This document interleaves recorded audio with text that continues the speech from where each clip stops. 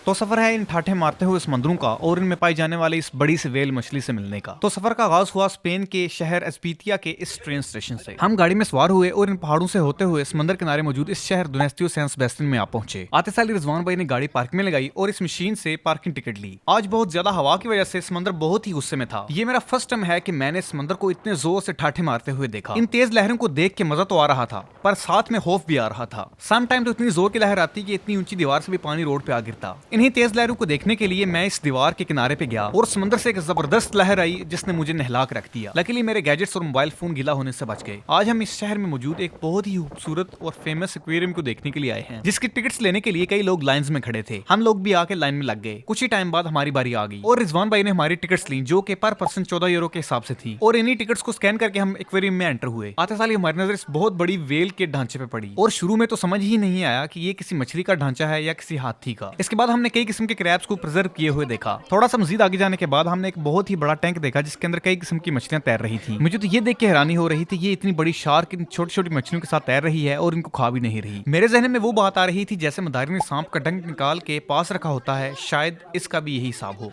अगर आप में से किसी को इसका कोई आइडिया हो तो काइंडली कमेंट सेक्शन में जरूर बताइएगा। इससे आगे जाने के बाद हमने और भी कई किस्म के छोटे छोटे एक्वेरियम देखे जिसके अंदर डिफरेंट टाइप की कलरफुल मछलियां तैर रही थी, जिन्हें आज से पहले मैंने कभी भी नहीं देखा था। इस एक्वेरियम में 2 से 3 घंटे गुजारने के बाद मैंने इस एक्वेरियम को 5 पे 5 रेटिंग दी और इसी एक्वेरियम के स्टोर से आर्टिफिशियल फिशेस खरीदी, जिन्हें जब जब मैं देखूंगा तो ये ठाठे मारता हुआ समंदर और ये खूबसूरत एक्वेरियम मुझे याद आता रहेगा।